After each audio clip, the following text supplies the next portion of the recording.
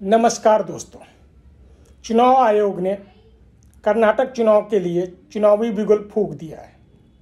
10 मई को मतदान होगा और 13 मई को वोटों की गिनती की जाएगी। उस दिन फैसला चलेगा कि सरकार किसकी बनेगी, लेकिन काउंटिंग का दिन जो निर्धारित हुआ है वो शनिवार का दिन रहेगा। ऐसे में शनि किसके ऊपर चढ़ेगा ये तो आने वाला वक्त बताएगा, क्योंकि जिस गति से ऐसे में कांग्रेस और भाजपा एक दूसरे के बीच गुत्थम गुत्था की लड़ाई में कौन बाजी मारेगा यह तो आने वाला वक्त बताएगा। लेकिन इतना तय है कि इस बार चुनाव जम करके होगा। इसी मुद्दे पे इनसाइड स्टोरी में हम चर्चा करेंगे। कार्यक्रम के प्रायोजक हैं हिसार स्थित।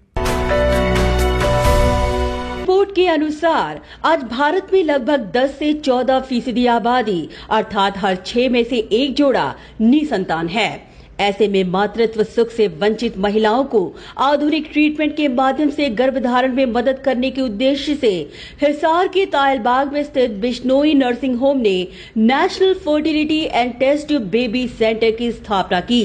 सन 2000 में डॉक्टर ज्ञानवती बिश्नोई ने हरियाणा के इस पहले IVF सेंटर की शुरुआत की। वहीं डॉक्टर अनुराग बिश्नोई और डॉक्टर अमन बिश्नोई की टीम ने एक नहीं बल्कि हजारों दंपतियों का ख्वाब साकार किया।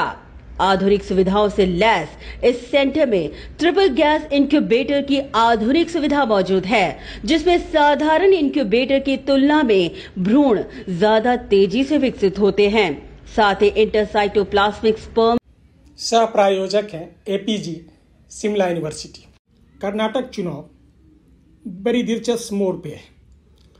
से पूर्व दावे शुरू हो गए। कांग्रेस का अपना दावा, भाजपा का अपना दावा। 224 सीटों वाली कर्नाटक विधानसभा में बहुमत के लिए 113 सीटों का आंकड़ा चाहिए, लेकिन भाजपा के इंटरनल सर्वे में उसे मात्र 70 से 75 सीटें ही मिल रही है। ऐसे में कांग्रेस के चेहरे खिले हुए हैं। इतना ही नहीं, सीतारमैया का कद भी काफ़ी आगे चल रहा है। कहने का अभिप्राय यह है कि वो वर्तमान मुख्यमंत्री बोम्मई से काफ़ी आगे चल रहे हैं। काफ़ी आगे का मतलब यह हुआ कि पैमाने पर वो नंबर 1 पे हैं। 39% लोगों ने, वहाँ की जनता ने उन्हें पसंद किया है।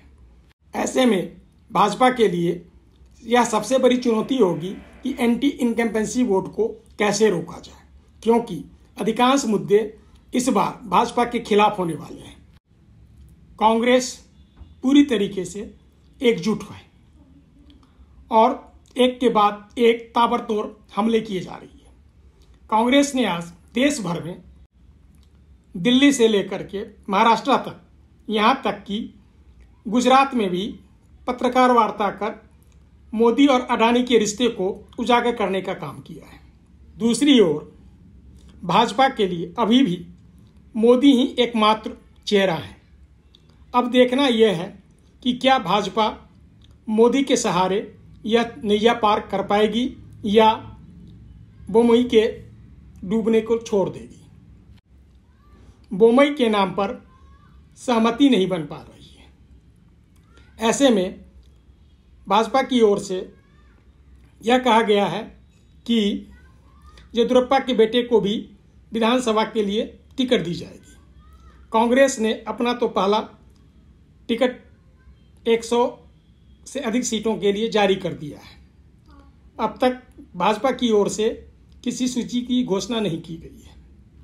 कर्नाटक में 500 ऐसे मठ हैं जो भाजपा से नाराज चल रहे हैं। हिंदुत्व का मुद्दा भी उनके हाथ से लगता है खिसक न जाए। सुनिए इस बारे में क्या कहते हैं कर्नाटक के कांग्रेस प्रभारी रणदीप सुरजेवाला। अब आपको मंदिर में दिए हुए भक्तों के चंदों पर भी जुर्माना लगाना है, 3 करोड़ 10 लाख। आप कहते हैं कि ये कौन से भक्त ने दिया, तो अब हम 10 रुपया, 50 रुपया, 100 रुपया इस देश के मंदिरों में चढ़ाएंगे तो पहले मोदी जी और अमित शाह जी को और बीजेपी को बताना पड़ेगा।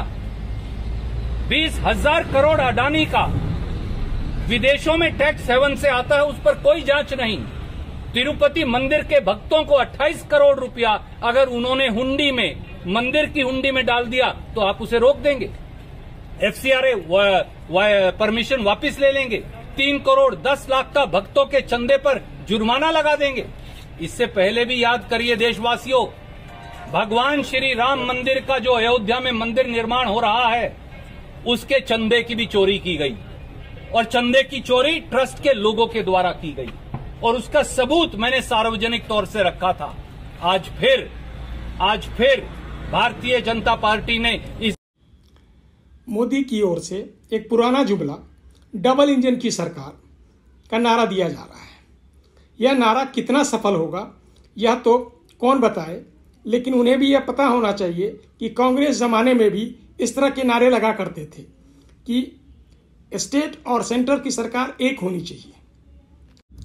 2018 में हुए विधानसभा चुनाव में सबसे अधिक बड़ी पार्टी के रूप में भाजपा की ओर से येदियुरप्पा ने मुख्यमंत्री पद की कमान संभाली थी, लेकिन 2 दिन बाद ही उन्हें अपने पद से इस्तीफा देना पड़ा। 2018 में ही ऑपरेशन लोटस के माध्यम से वहां पे एक बार फिर भाजपा की सरकार बन गई। यहीं से परीक्षा की घड़ी शुरू हो गई।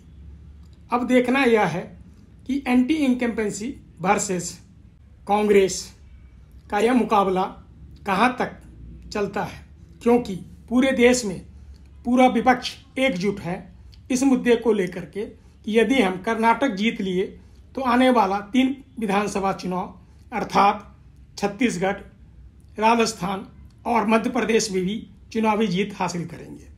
ऐसे में भाजपा के लिए कठिन दौर शुरू होने वाला है। यदि यह स्टोरी पसंद आई हो तो इसे जरूर सब्सक्राइब करें और एक दूसरे को शेयर करना ना भूलें। धन्यवाद।